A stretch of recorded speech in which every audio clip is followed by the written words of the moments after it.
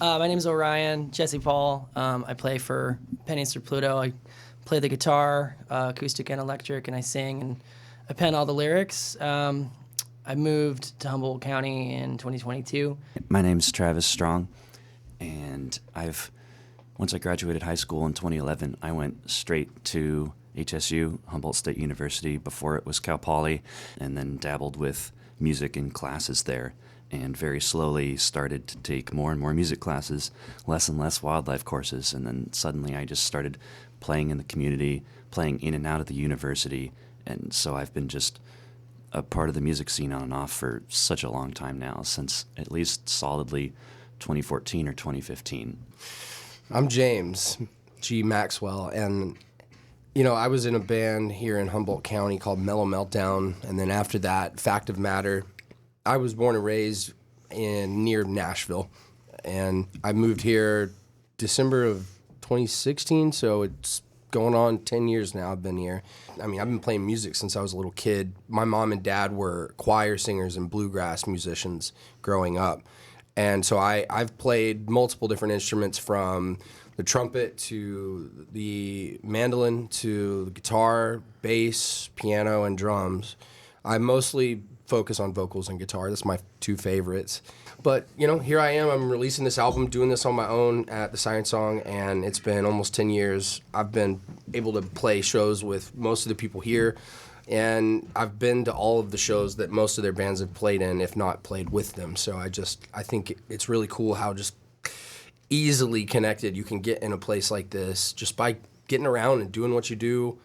And it doesn't have to be perfect either. That's the beautiful part, is that people around here respect the raw and the honest music that's out there. And so, kudos to you guys for doing what you do, and thank you for being a part of this. I really appreciate you guys playing this album release show coming up. Hello, my name is Eddie Mitchell, and I just want to say thanks to these guys here. Being around these guys for so long, I'm just proud to be a part of this great music scene here on the North Coast. It's been great just to be able to go to Siren Song Tavern and cheer each other on. And I've been living here for over 21 years now, and had the opportunity to get my drums out of the rafters when I was 41 and hadn't played in almost 10 years. They were just sitting there just collecting dust, and I had a chance to try out for a band called Thundercloud. I've been with them since 2011, reformed in 2019, and with basically Chris Griffith and Scotty Robinson joined us, Anjay and Elmo Watt and I. And when that chemistry started, we basically released 2 albums. One's a double album, which was all of Thundercloud's older material, and we redid it all. And so that was a lot of fun. And then during COVID, we ended up basically making another album called Healing the Hoop. Got a chance to get out and play even during COVID, and before Liza owned Siren Song Tavern, basically the former owner, JD, got us in there to play, and we were, we actually masked up and played and did what we had to do. I'll never mask up again while trying to play the drums. That was brutally hard. But we did some live streams from there. We also did some live streams at the Jam. We were trying just to get out whenever we had a chance, because we were going to go on tour, and then COVID just squashed all of that. And then I get a phone call from Jeff Scolari, and he wanted us to be part of the first Humboldt showcase and go down and play at the band shell at Golden Gate Park, along with Red Hot Shame and Widdershins. So the 3 bands went down there and represented Humboldt County quite well, and that was a great honor to be able to do that. Now I'm playing the drums with Red Hot Shame as well, along with Matthew Wallace and the Flying Saucers, and it's just been an honor to be able to be a part of this great community and participate and cheer everyone on, because we do have a great music scene here. My name is Jeff Scolari, and I'm going to sound like the oldest fart here because I've been in the music scene here since the late 80s, right out of high school. Okay. What's that? We've got a spectrum. It's okay. Yeah. We do. Representation. Yeah. Yeah. And one of the bands I'm in, Dos Gaitas, is a multi-generational band. I play with my son and people that are older than me, but we're younger than me. It's really great. But anyway, so I've been playing since the late 80s, and I had bands called Colorblind was my first band, and then Chowderhead, and then Sugar Daddy, and then Acoustic Gypsies. Then I took about 15 years off and raised a couple boys, and then got back into it with Red Hot Shameless when I came back into music.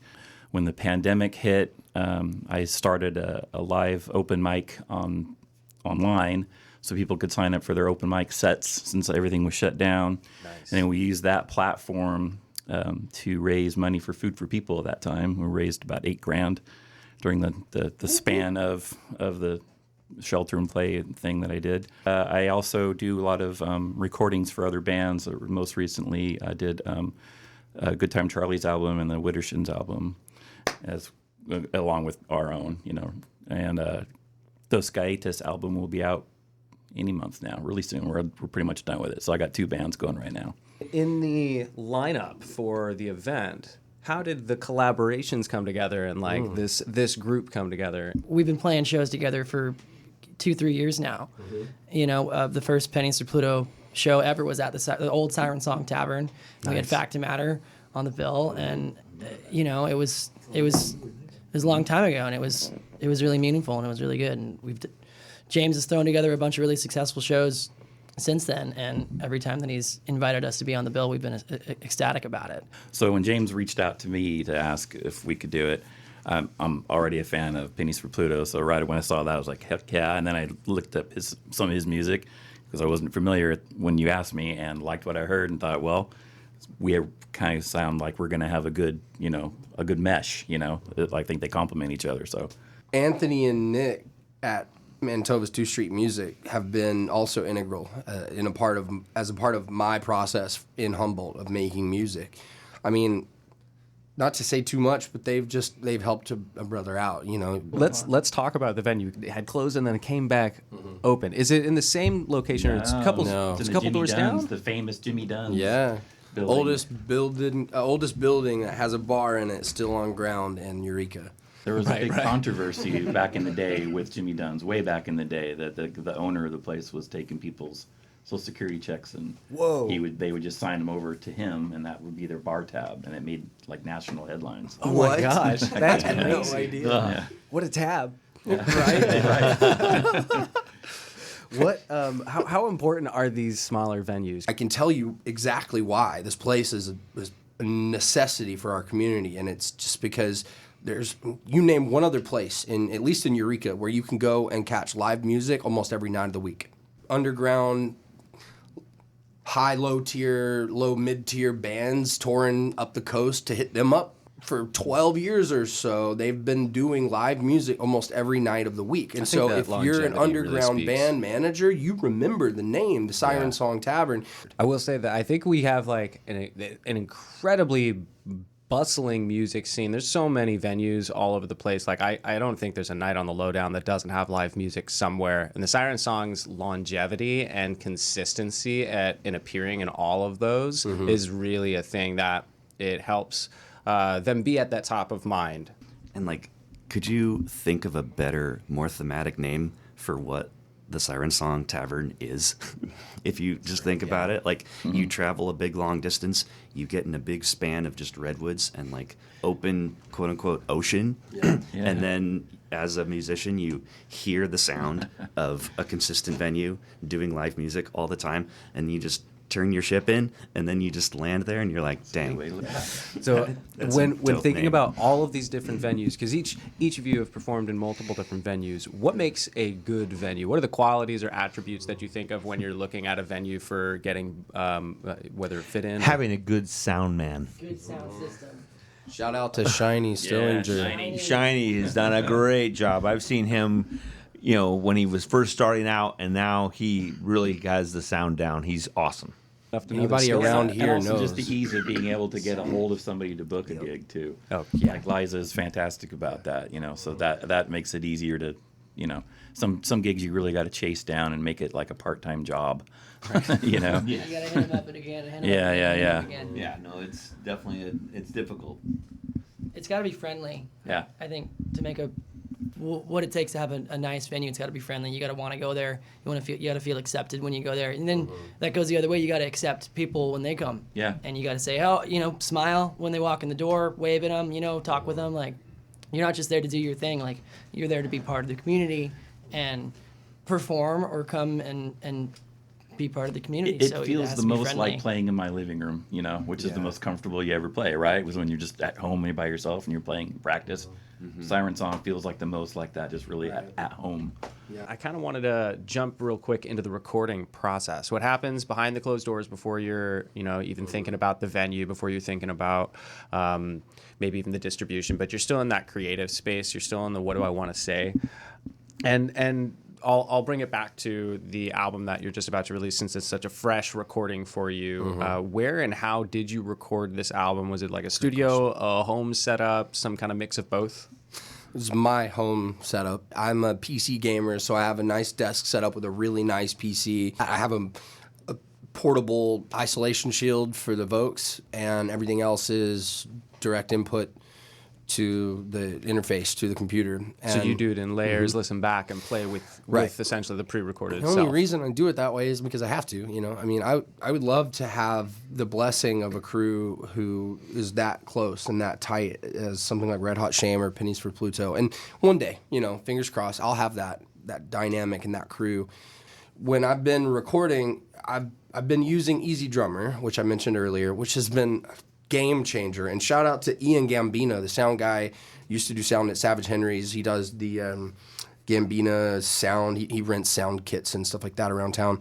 He's the one who recommended Easy Drummer to me. For me, I think the main key, I think a lot of listeners who are self-produced would appreciate, is panning. Something about panning everything a little bit differently, layering, and then just mastering in the right way to boost the volume without the gain being boosted too much. That's a really good way to make your music sound good. And when you guys hear this album, you'll hear what I mean. What that does for me is it allows me to not have to use so many post-effects processing for each individual track. Really, I'm just hitting it with a compressor. And what about when you're working, like, are there any, has anybody worked at like one of the studios locally? Oh yeah. Not me. Back in the day, I mean, back in the day, there was a place called Vinyl Taco. It was it was up in Arcata. That was, I believe it was it 8-track, reel to reel, and then there was Redwood Valley recording for Burt Pechtel out in Redwood Valley. That was 16-track reel to reel, and then there was Figueredo Studio out in Lolita. That was 8-at. And then my studio was 16-track 8-at, and now I'm doing like him on a DAW Logic at home. But yeah. Have you found that going the DAW DIY route has given you more paradox of choice or more creative freedom to do what you want? You mean as opposed to going to a studio? Right. Well, it's infinitely better because you're not paying for the minute, so you can relax and take all the time you need. Like I say, it takes as long as it takes. If you're in a studio, you're paying every minute you're there, and so you might rush something or say, oh, it's good enough, And when I record other bands, like I said, I did Good Time Charlies and Widdershins recently. I'll go and see them live a lot, and get kind of a feel for how they sound live, and then just try to make them sound like that in the studio. Okay. But I also don't ever charge. I just do it because I want to do it now because I love their music. That way it takes the pressure off of them, too. They're not feeling like they need to rush. I want everyone to be relaxed and just get the best out of it. We've been working with our buddy Brandon Hook, which is kind of in between like an at-home do-it-yourself and like a professional studio, I think, because he has all this equipment, he has all this wherewithal. And it's just at his house. It's just at his house. I want to shout out really quick Outer Space in Arcata. Brandon is the technical director for the space there, and that's a local small venue that is like an epicenter for the scene, and a really key part. They have touring acts come through, and their live stream too. Their live stream too, yeah. Awesome. And everything's everything's nonprofit, everything's volunteer based. It's not a business. It's just a space there for artists to go and do art. And it being just right adjacent to the square, is a really nice location to get a lot of exposure. When the doors open and there's music playing, you can hear it when you're in the Arcata Square. But the And, space is a Pro really... Tools chops. We Pro kind of- Tools. Oh yeah, no, we pay he's a him whiz. for He's all his ring, ring, ring. Yeah. ability to make stuff sound and representing that sound in the performance very well. I've done a really blasting, like, professional studio, okay, we're going to do this in 2 days kind of thing, a couple different times. The one I can think of that's most present in my head is working with Ed Macon's project Hermetic Science, his own original material. Yeah, they've been doing albums for quite a bit and a lot of different people. Yeah, exactly. That was one of the best recording sessions I've ever done. Yeah. It was awesome. Oh, that's so cool. And I was working with him for his most recent album project and for our live show, or not live show, live studio recording done at the Old Forum Theater, which has been abandoned for, I think, about 14, 15 years. Roofs leaking, bunch of stuff all over the place. We got into the building to film and do that whole thing. That was a slight tangent, though. The studio, Big Bang Studio in Lolita, Jason helped us the same way he's helped different iterations of Hermetic Science over and over again. But, like, that was a much different studio recording experience because we were preparing for months to rehearse all of the new material and decide what we wanted to play for what part as a three-piece with someone who has a vision and a floorboard laid out musically for all the stuff. The bass player, my friend who pulled me in, and me, the drummer, had a decent amount of freedom, even with the bass player having, like, sheets with notes laid out. There was still a lot of decisions to be made, and we had to form all of that and basically put it together as, like, okay, we're basically going to perform this in the studio. We're not really going to be scrubbing back over and over again or taking small sections very much. We're just going to be laying it all out because it's like 55 minutes of music, like 8 different songs that have a bunch of large sections and immediate changes and all this quirky little stuff, and we're going to do it in 2 days. And that's a much different experience. What are the trade-offs between working in like a professional studio recording or like the independent lo-fi approach? So I just assisted on the Critics' new album, Aviator, and we started off at White Whale Studio in Santa Rosa and just did the basic bass, drums, guitar down there. And then Josh Fuller, the guy who mixed the album, he's the guitar player in the band, did the rest of the work in his studio at home. So it's kind of a mix of both. So it was like kind of get the heavy lifting done in a pro studio with really good mics, you know, and good gear, and then come back and do the rest at your home where it's like it's not so crucial, you know. I would say depends on your level of software knowledge. That too.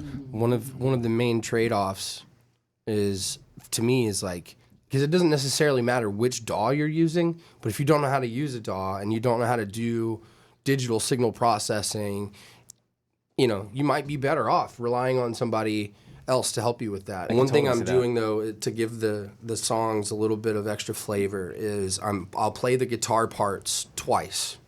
I'll do 2 different takes for the rhythm guitar, but I try to play them as closely as possible so that they sound identical, but there's just a little bit of a separate thumbprint to it. In 2 different times, it's going to be just a tiny bit different. And that, when I pan 100% to the left and 100% to the right, coming through both ends, it sounds like one thick, textured guitar part, even though it's 2. And then another thing I'm doing is when I sing the vocals and do the bass, I duplicate those tracks so that there's not any variance. They're exactly the same, but then I'm EQing and mixing and mastering each track just a little bit differently. So the left vocal has a little bit of a higher end, the right vocal has a little bit of a lower end. That is so interesting. It's a tangent, but it's a interesting factoid I just learned in this last week. I do stargazing, and that's how they make pictures of like planets. Is they'll take multiple photos of them and then layer them, and they'll like bring out different aspects of the color and enhance it like individually, and then they'll layer them together to create one really pristine, clear image. That totally makes sense how that works when you're doing it with music. And that's the term HDR is like seems to be the catch-all term these days for like that same concept that you were talking about with photographing planets. It's like layering different natures of exposure on top of each other, something that I learned to do in like art classes, digital photography classes, manually, like changing the amount that the lens opens and for how long it opens, and doing a breadth of more narrow, slightly less narrow, really wide, and software like combines all that together. It is kind of crazy how so much of that kind of thing is getting automated, but at the same time, there's opportunity to spend more time on other stuff that matters when certain things are automated at the same time. And So- talking about evolving tech, how like music and production in Humboldt specifically fits inside of that world and that backdrop, whether it's giving you time or wasting your time, we're going to go to promotion Yes. and getting the word out. And especially looking at 2026 from what we've learned from 2025 and years past, like, is there a healthy balance? So for me, it's a combination of creating a message that's going to do the work for you, and then using channels that really make the message not matter as much because you know it's going to reach the right people. And you use Spotify, you have your own website, you have different outlets. You have, Social media is really only a fraction of it, though, around here.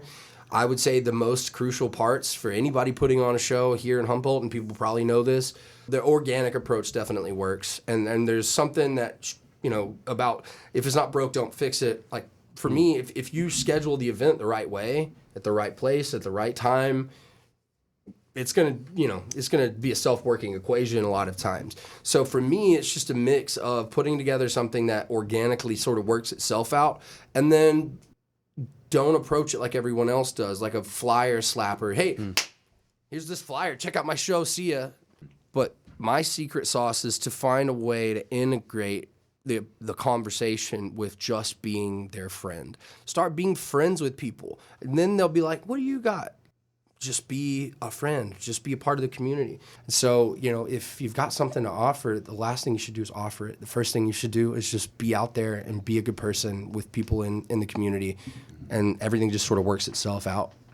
I think the common denominator that we all have is that we all want to entertain and promote our music, but really entertain. That's one of the things why the chemistry with Red Hot Shame is so it's outstanding, is because we entertain when we're out there performing, and same. Dripping wet after practice. And I know I'm soaking wet. It's a great workout for me. It's keeping me young. Jeff has put it to me. I've had to learn a lot of songs, and now with all this new music that Jeff has written, that's going to be coming up, which is something that I'm really looking forward to help recording and getting out there and performing it. It's something that's going to be pretty exciting. And so there's a lot of good things that's going to be happening this year. So I'm really looking forward to that. I'm going to be doing another Shredding Hunger show again, another benefit for Food for People. That's probably going to be either late spring, maybe summertime. I'm going to be talking to everybody there. Well, maybe we might do it. We might do it 2 times. Who knows? We'll see. Let us know about that. Yeah, let us know about that. Yes, I would like to do that again, because it was such a great show last time we did it at the Eagle House Ballroom, and it was a great turnout, and we generated quite a bit of money for Food for People, so it was awesome. So with something like that, what is the strategy for getting the word out and sharing it in the community? Is it leveraging the connections with all of a venue? You have a band, you have a sponsor or something like that. Each of those have different networks to reach out to. Is just talking about it in the community what gets the fastest traction, have you noticed? Or is it like there are certain outlets or there are certain ways that people promote really successful events without having to have too many other moving parts? You have, when you're picking a date, you have to actually look at the grand scheme of things, or what else is going on. And there was one time where I put on a show, and then all of a sudden there was something, Reggae on the River. That was Reggae on the River was happening during the exact same time as Shredding Hunger. So I was like, but luckily for us, it turned out pretty good. But getting on the radio, like what we're doing right now, getting on little TV promos. I mean, Redwood News did a thing for Shredding Hunger this last time around, and that's all you could do. Social media, Instagram, Facebook, getting out there and just spreading the word as best you can, putting out some really cool flyers. And I've noticed, and this is an example of it, your event right now, it's event marketing is seeming to be a really effective way to do it. Bringing together bands or groups that have their own different audiences and putting them all in the same space seems to be a really great way to share. This is marketing for example, your album release, but really it's an event marketing or an event promotion kind of strategy where instead of saying, I'm going to use paper, I'm going to use print, I'm going to use digital, it's saying, I'm going to use an experience that I can invite people to then put that out. And I feel like we've seen a lot more of that happening, whether it's something that's like a nonprofit focus. So there's like a mission-oriented fundraising. The Arcata Rising is going to be a great example of that. A collaboration, mission-oriented, driven fundraiser for the folks who are dealing with repairs after this most recent fire in Arcata. And I think that mission-oriented drive, that bringing people together for the event as a promotion for a cause or as a promotion for something else could be another kind of pattern that I'm seeing working really well in Humboldt promotionally that doesn't rely specifically on social media. There's a lot of fight these days between like actually being able to play and have fun and chasing a paycheck with art in general. It's really hard for artists to be successful and continue to create without getting burnout and to feel good about what they're doing. Without making and art putting that's their time and energy into it, and then having to juggle that with your financial situation or your time management. Struggling to make sure that art still feel good doesn't yourself feel as an artist and as a creative. forced. And It's very hard. That's why the collective is so important in Humboldt, because there really is a limitation to the fiscal ability we have here. And so, if you don't want to lose sight of your passion and what makes it fun for you, but you still want to start growing your opportunity financially, I think the main solution is to have your collective afford it. It takes a village to raise an album project. Oh, I love that. And so, James, we know after the album release party, you've got a few EPs on the way. You've got your website going. What is Red Hot Shame doing after this as far as a release, or what's next project? We're actually working on our 6th album and 6th EP consecutively, and we're going to be playing mostly all of that at the show. And so, like I said, you guys, everyone's going to be in for a treat. It's it's all brand new stuff, and I love every single piece of music that Jeff has written. So. And what's coming up next for Pennies?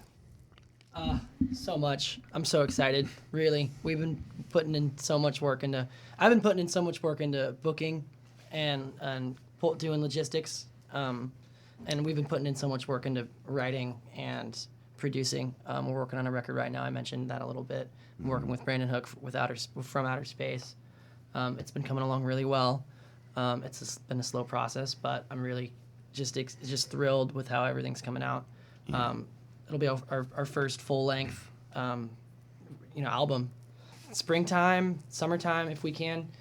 We've got a tour coming up in April. We're gonna go down to Sacramento, East Bay, Nevada County. Nice. Play some shows around. We got a bunch of stuff coming up in March too. We're going to be at Captain's Quarters on the 14th. Hell yeah. That's going to be the second installment of Pennies for Pluto and Friends. Yeah. Which is less of a show and more of an event. We get to pull in local artists that we know that are friends with us, and we do some shorter fun sets, and then Pennies plays a full set at the end of the night. In Captains March. is definitely like the band's home in the same way that like every time I played with Stable Vices, it feels like home playing at Siren Song. For Pennies for Pluto, Captain's Quarters is like Definitely. the place. I like it That's there. got Captain Kirk at the helm, right? Yeah, Captain Kirk of the Stallions, the one and only. Real quick, Red Hot Shame's playing Friday the 13th in February. Ooh, I just had to get that date. I saw that date, and I'm like, I got to play that Where date. at? Siren Song. Siren Song. And we're going to have Blackwell open up for us, and then it's just going to be just Red Hot Shame and Blackwell. One final question. We'll go round table for it. Each person gets their chance. You could wave a magic wand. You're not limited to any financial restrictions, time restrictions. This is in your perfect world. You can subtract, change, or add one thing about Humboldt's music scene. I can go first. Go for because it. I already know what I'm going to say. I think we need a music video studio. A music video studio specifically. It seems kind of simple, but just more funding for all of the venues and places that bands usually play to consistently pay the musicians that play there without having to worry about their own budget fluctuating all over the place. But sometimes it can feel lucky to get even 40 or 50 bucks as an individual when the venue pays a band to play and it's split between 4 or 5 people or whatever. You end up doing it for the love of the music and the performance and sharing your art with the audience anyway. But sometimes the energy can get pretty low when you have to make up for it by earning all of the stuff on the side of when you're performing and putting all the work into rehearsals. So if there was some sort of budget pool in the area, even just Arcata, but hopefully like the whole county, specifically for live music in general and performers to be able to benefit the community. I'm so sad to have been in the area since 2012, 2013 and seen so many artists in and out of the college playing for a while, getting a couple years in, and then just realizing that it probably wasn't going to be sustainable, and then being reluctant and just moving back home to the Bay Area or SoCal. Since I've seen a lot of musicians go, I feel like that would be my biggest wish. Magic Wand, I don't know if there's a catch-all like local record label. To me, I imagine that's a place where that's a place or an organization that handles production, promotion, and logistics, distribution. There's so much top talent in Humboldt County; it's ballistic. I think if there was a competitive record label, it would really push artists and it would really push the community in a positive way. As far as the music scene and the venues, there's really nothing that I would change. There's a couple places in Arcata now. It used to be the Jam, and now it's called the Wild Hair Tavern. And then the basement has been playing a lot of other bands. I guess just the Jesse Mills band had a CD release party there. The one thing I would recommend is, I'm looking at this list of all these local bands that you have here in front of me, is having KHUM and K-Slug and The Point. I would love to have you guys start playing more local music, more instead of just the lunch hour or whatever, where you're just playing 3 or 4 bands for that half hour. No offense to all these great bands over the time, generations, but I just think that we start playing more of the local bands, so that way people could actually hear it on the radio a little bit more. They'd be more enticed to go to the venues to see us play. Well put, yeah. And that's kind of what I'm thinking. All these local, that we have a tremendous amount of local bands here that just, actually, to be honest, some of these the local bands blow some of these popular ones out of the water, but nobody knows about it because no one, it's so hard to get people to listen to some of these local bands, and we have something that's really incredible here, and I think that needs to be put to the forefront. I think because there's a lot of really good bands here. Well, my heart belongs to original music and those musicians that play that stuff around here. So my idea would be tied into what he was saying, but more just not necessarily a label here, but labels to take notice. That's, if I could wave a magic wand, that would be for labels to start looking at Humboldt and saying what is there out there, because so far we've only had a couple noteworthy exports from Humboldt County, and there's a lot more to be had. Yeah. Other than that, I guess I would say pyrotechnics. Yeah. Flames. Pyrotechnics and better promo. Start adding that to the budget. Yeah. All right. Well, thank you guys so much. This was extremely productive. This was Thank you, Jordan. really Appreciate it. fun.